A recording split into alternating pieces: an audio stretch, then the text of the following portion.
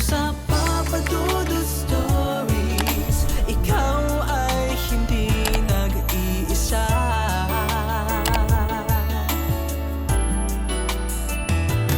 Dito sa Papa Dudut Stories, may nagmamahal sa'yo. Papa Dudut Stories,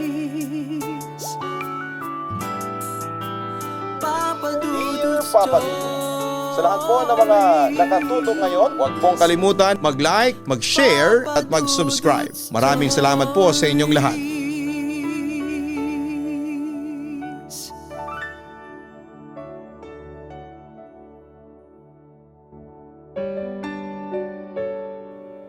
Isang magandang gabi sa inyong lahat, lalo na sa iyo Papa Dudut at sa mga libo-libo mong subscribers.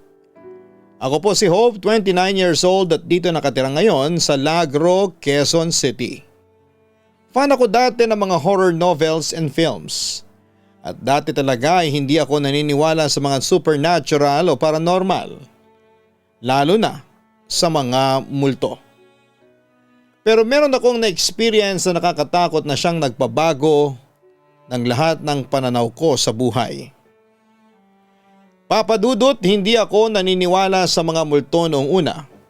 Naalala ko tuloy noon ang mama, papa at mga lolo't lola ko ay naka-experience na raw ng kababalaghan. At nakakita na raw ng totoong multo. Tapos etong bunsong kapatid kong lalaki na si Justice ay merong third eye. At nakakita daw siya ng mga sari-saring nilalang na kailanman ay hindi ko nakikita o nararamdaman. But despite of these experiences, coming from my family ay hindi pa rin ako maniwala noon sa mga multo at paranormal entities.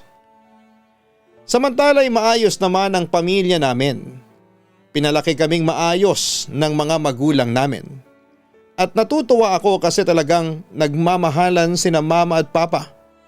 Pero napapansin ko minsan na may mga araw na nakikita ko si papa na malungkot at hindi ko alam kung bakit. May pagkakataon na mag-isa lamang siya sa kwarto at naririnig ko siyang umiiyak. Si mama naman alam kong alam niya ang dahilan ng pag-iyak ni papa. Pero nanatili lamang siyang tahimik at hinahayaan lamang niya ang papa ko na umiyak. Minsan ay lumapit siya para aluin ito. Pero madalas ay umiiwas si mama. Pero nung checken ko naman si mama, nakita ko ring umiiyak siya.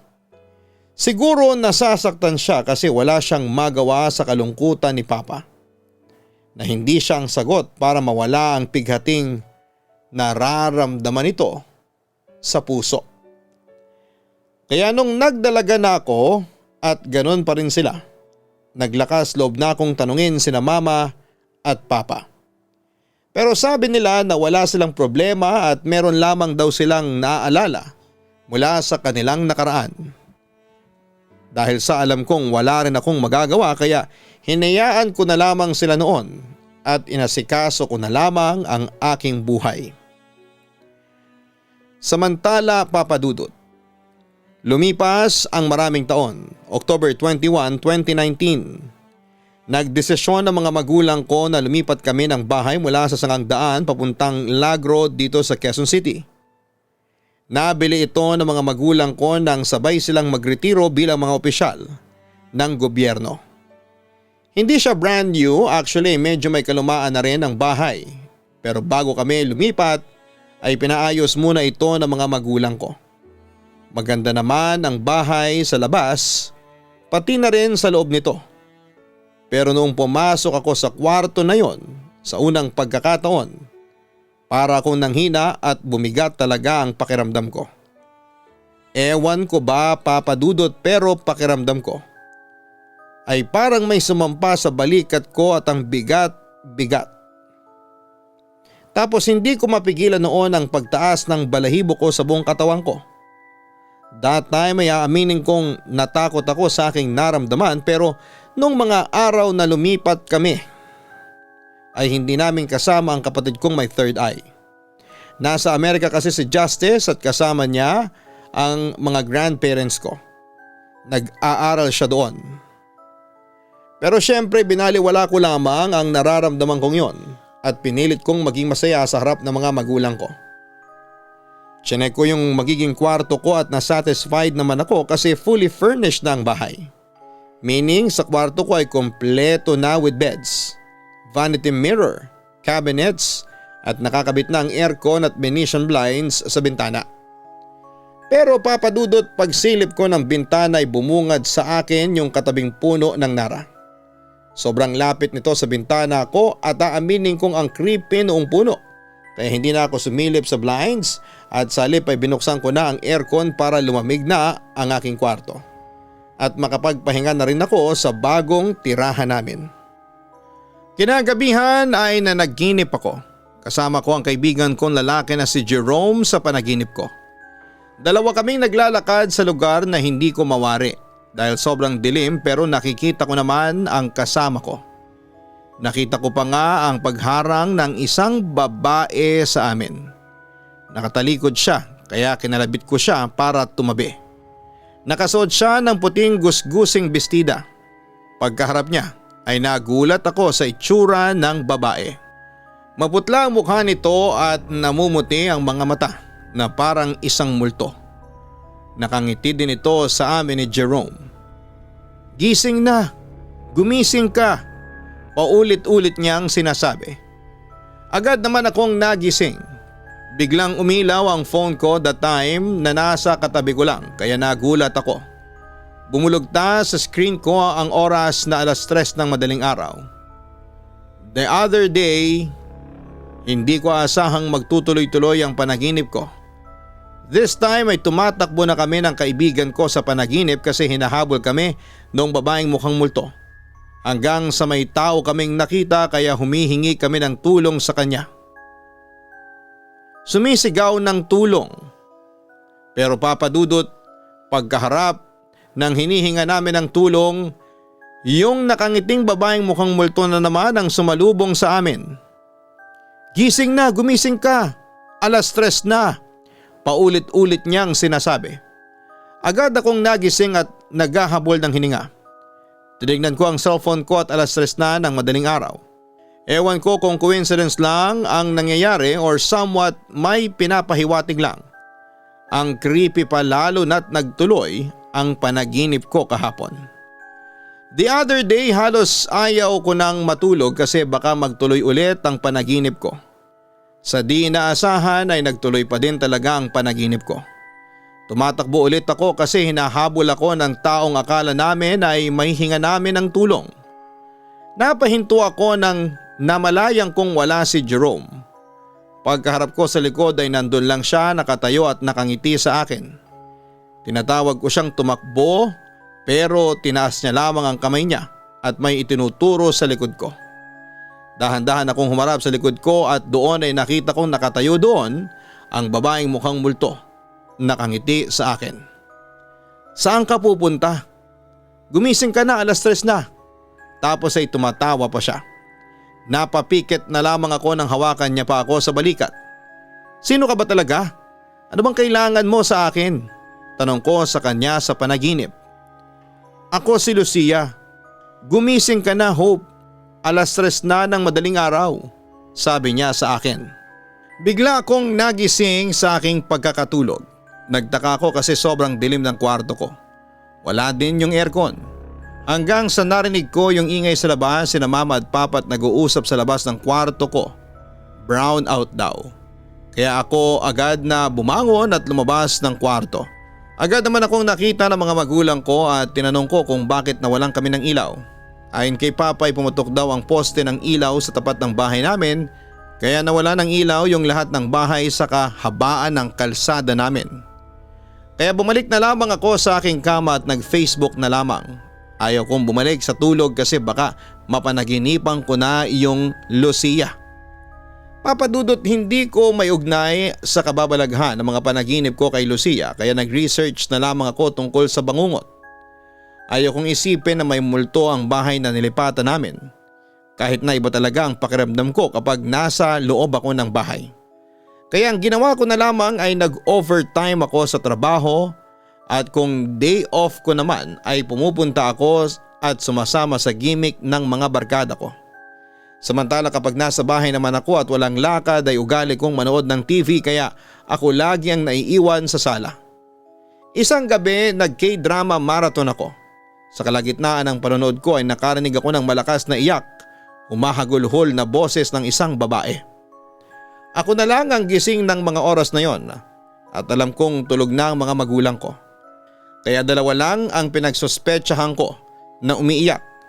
Yung dalawang stay-in na kasambahay namin sina Ate Rica at Ate Mona. Kaya pinuntahan ko sila sa kanilang kwarto pero nung kumatok ako ay gising pa yung mga kasambahay namin pero nanonood sa YouTube. Itinanggi nila na silang umiiyak at wala silang naririnig na pag-iyak. Kaya nagpasya akong bumalik na lamang sa sala para ipagpatuloy ang panonood ng TV. Pero Papa Dudut, nagpatuloy ang paghagulhol ng babae kaya pinatay ko na lamang ang TV sa pag-aakalang baka sa TV lang o guni-guni ko lamang yon. Pero hindi, mas lalong lumakas yung iyak na nagmumula sa labas. Sa hindi malamang kadahilanan na takot akong silipin sa labas kung sino ang umiiyak. Kaya nag-decide na lamang akong umakyat sa kwarto ko para matulog na lamang. Kinaumagahan ay naikwento ko kina mama at papa yung narinig ko. Pinagtawanan lamang nila ako. Hindi sila naniwala dahil akala nila ay nananakot lamang ako, Papa Dudut. Ilang gabi ko yung naranasan. Same scenario. Pero sa kaapat na gabi ay nadala na ako. Kaya hindi na ako nanood ulit dahil natakot na ako. Noong nasa kwarto na ako ay hindi ko naman alam na bumangon si mama at lumabas sa kwarto niya para magkape. At habang nasa kwarto ako ay narinig kong sumisigaw si mama. Siyempre nagsilabasan lahat sa kanilang kwarto. Ako, si papa at yung dalawang kasambahay namin. Tinanong ko si mama kung bakit. Bakit ma? Bakit po kayo sumisigaw? May narinig akong babaeng umiiyak sa labas ng bahay natin kaya sumilip ako. Pero pagsilip ko sa bintana, nakasilip din yung babae. Para siyang multo. Wika ni mama sa akin. Tapos dinescribe niya. Isa-isa ang itsura ng babaeng nakita niya. Kinilabutan ako kasi Papa Dudut nag-match ang description sa babaeng si Lucia na nagpakita sa panaginip ko. Samantala lumabas naman sina Papa at yung dalawang kasambahay para i-check ang palibot ng bahay kung may nakapasok sa bakuran namin. Pero wala silang nakita habang ako ay pinapakalma ko na lamang si mama. Pero noong gabing ding yon ay ikinuwento ko sa kanya yung naranasan kong bangungot tungkol sa babaeng multo na nagpakilalang Lucia. Pero Papa Dudut, ang nakapagtataka, isang buwan ang lumipas pero hindi na nagpakita pa sa panaginip ko si Lucia. At nakalimutan na rin ni mama ang kanyang naranasang kababalaghan. Hanggang sa isang gabi nagkataon na brownout dahil may bagyo ng mga panahong yon. Magtutoothbrush lamang ako noon kaya nag-decide akong pumunta sa kusina namin. Madilim noon sa kusina, ang ilaw ko lang ay cellphone, sa akin nakaharap yung liwanag. Napalingon ako sa pantry room namin at nagtaka ako kasi bukas ito. Ang pantry dapat ay sinasarang mabuti kasi naroon ang stock ng mga pagkain. Hanggang sa biglang may babaeng lumabas sa pantry namin, si Lucia. Nakasuot siya ng puting bestida, nakangiti ito sa akin at kumakaway. Nakakatakot din ang kanyang mukha kasi para itong bangkay na nabuhay dahil naaagnas na ang kanyang balat. At ang mga mata niya ay namumuti pa rin. Tiningnan ko ang kanyang paa at kinilabutan ako kasi nakalutang siya. Nag-decide pa nga akong kumurap noon kasi baka nag-hallucinate lamang ako. Pero sa pagdilat ko ay naroroon pa rin si Lucia pero this time ay sobrang creepy na ng kanyang mga ngiti. Dahil dito ay nagtatakbo ako papasok sa kwarto ko dahil sa takot. Pero sa hindi malamang kadahilanan biglang umikot ang paningin ko at nawalan ako ng malay sa loob ng aking kwarto. Hindi ko matandaan kung nananaginip ba ako o ano pero nagising na lamang ako kinabukasan. Wala na akong time na ikwento ang naranasan ko kasi nagmamadali ako noon para pumasok sa trabaho. Kinabukasan since weekend ay nagpasya na lang akong magstay sa bahay dahil para akong walang ganang maglalabas Dahil na rin siguro sa kakaisip sa nangyari sa akin noong kahapon. Noong magising ako ng alas 3 ng umaga ay nag-decide akong matulog ulit dahil antok na antok pa rin naman ako noon. Siguro yung mga alas 10 na yata ako nagising noon. Naalala ko pa noon na pagmulat ng aking mata, ang una kong ginawa ay uminom ng maraming tubig na tila uhaw na uhaw at galing sa isang takbuhan. Pagkatapos kong uminom ng halos mauubos ko na ang laman ng pitsil, ay tumungo na ako para maghilamos at pag-isipan ang mga nangyayari sa akin na tila hindi ko mawari kung ano. Dahil maaga pa naman at hindi pa masyadong tirik ang araw ay napagdesisyonan ko na buksan ang bintana para makatipid na rin sa kuryente at saka gusto kong makalanghap noon ng sariwang hangin na nanggagaling sa labas. Nagbabaka sakaling umaliwalas ang aking isipan at para mawala na rin ang takot na nararamdaman ko sa aking dibdib ng mga sandaling yon. Hindi ko alam kung bakit pero noong mapadaan ang mata ko sa vanity mirror ay may napansin agad akong nakakakilabot. May naaninag akong isang imahe na tila gumagalaw. Gumagalaw? Kinusot ko ang aking mata para masigurado kung hindi ito katang-isip lamang. Ngunit sa pagmulat ng aking mata ay kita ko pa rin si Lucia. Pero hindi na siya yung nakangiti, malungkot na siya. At hindi na nakakatakot ang mukha niya. Para na siyang buhay, normal ang kanyang mga mata at hindi na rin siya maputla. Maganda si Lucia pero napakalungkot ng kanyang imahe. Ano ba talaga ang kailangan mo sa akin? Tanong ko sa kanya noon. Ngunit sa halip na siya ay sumagot ay nanatiling nakatingin lamang siya sa akin na may lungkot sa kanyang mukha. Napatras akong muli dahil sa kilabot na bumalot sa sistema ko na parang may mali na nangyayari.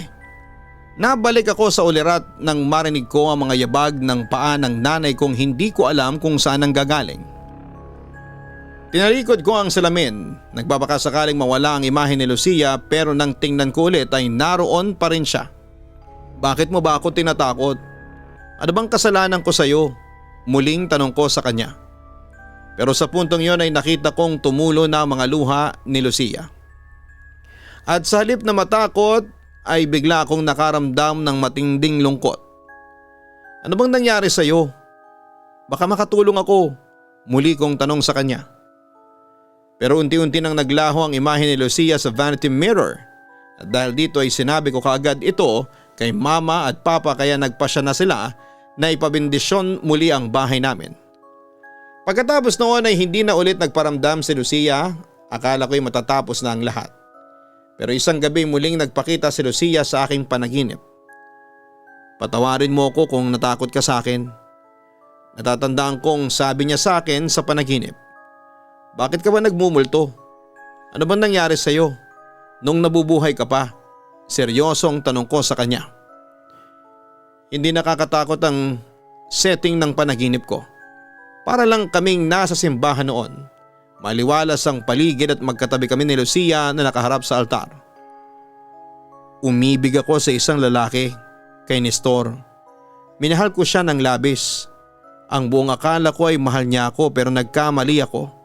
Kasi bigla na lang niya akong pinagpalit sa ibang babae, si Rowena. Panimulang kwento ni Lucia sa akin. Nagulat naman ako sa mga pangalan na binanggit niya. Nagkataon kasi na Nestor ang pangalan ng tatay ko at Rowena naman ang aking ina. Mga magulang mo ang tinutukoy ko at ikaw ang bunga ng pagtataksil nila sa akin. Kung hindi dahil sa iyo ay hindi pananagutan ni Nestor si Rowena. Kaso mas pinili niya si Rowena kasi pinagbubuntis ka na ng mama mo. Pagtatapat ni Lucia sa akin. Sa puntong yon ay kinilabutan ako sa aking mga nalaman. Kaya pala nagmumulto si Lucia sa akin kasi may dahilan. Noong malaman kong ikakasal na sila Nestor at Rowena, ay nagpakamatay ako.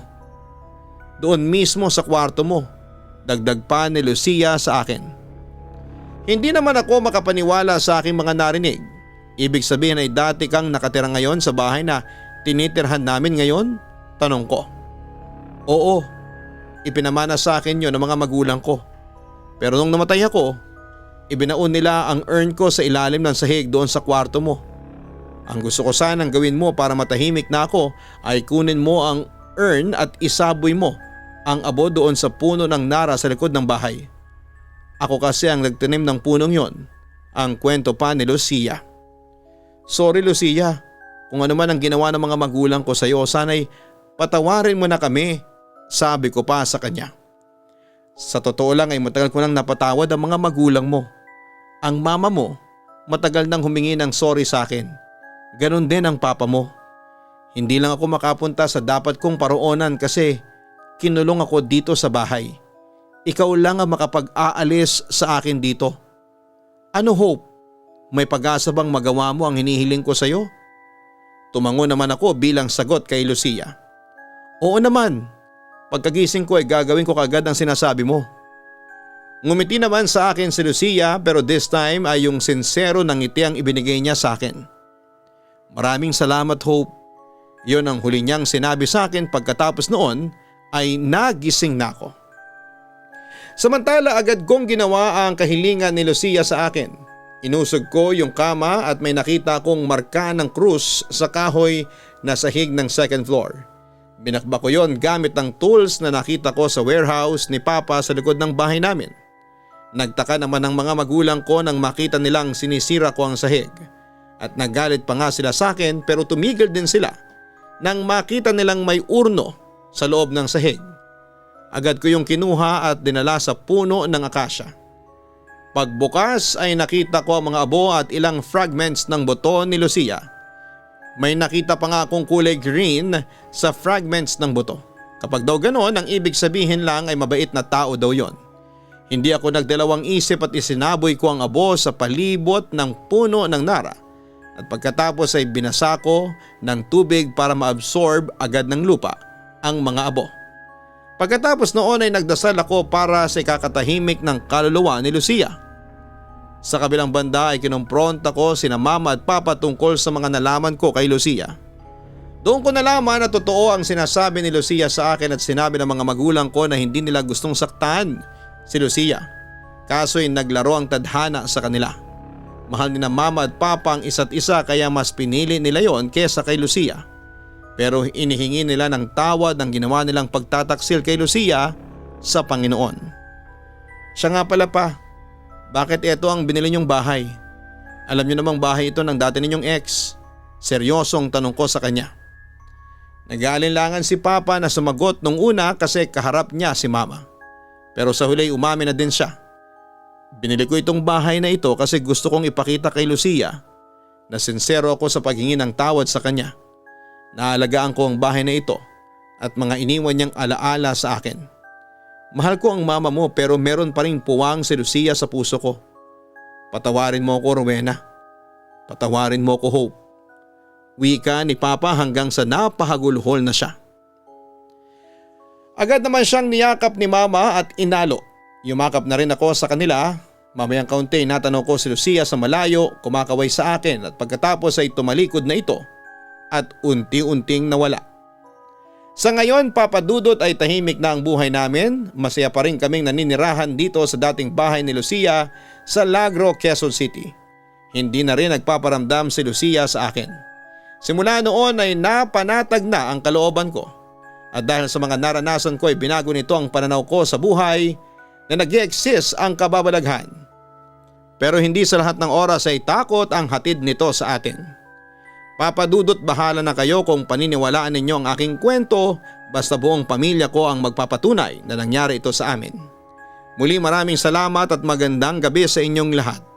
Lubos na gumagalang, Hope.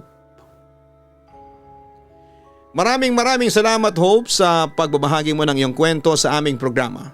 Masaya kaming malaman na natahimik na rin hindi lang ang mga magulang mo kundi pati na rin si Lucia. Ang dating may-ari ng bahay na tinitirhan ninyo sa ngayon. Nakakalungkot man ang sinapit ni Lucia pero nagawa lamang niyang magpakamatay dahil sa sakit na dinulot ng kanyang pag-ibig.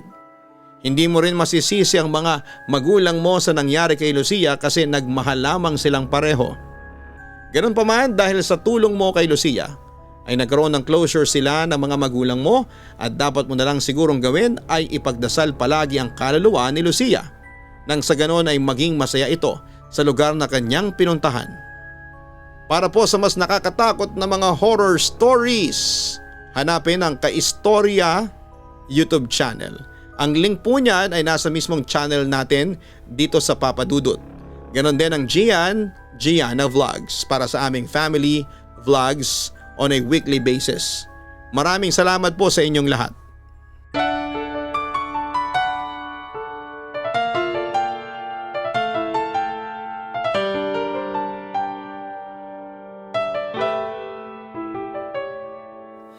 Ang buhay ay mahiwaga, laging may lungkot at saya. Sa Papa Dudut Stories, laging may karamay ka.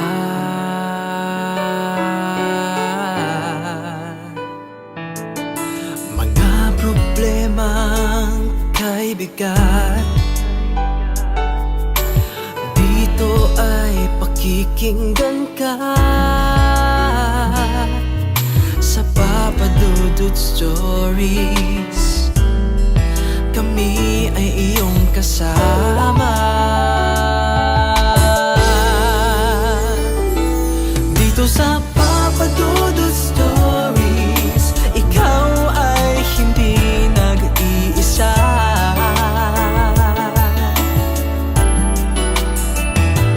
Dito sa Papa Dudut Stories, may nagmamahal sa'yo. Papa Dudut Stories,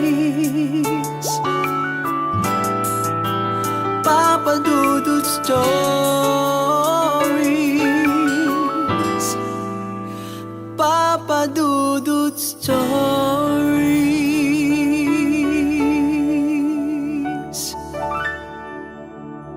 Hello mga ka-online, ako po ang inyong si Papa Dudut. Huwag kalimutan na mag-like, mag-share at mag-subscribe. Pindutin ang notification bell para mas maraming video ang mapanood ninyo. Maraming salamat po sa inyong walang sawang pagtitiwala.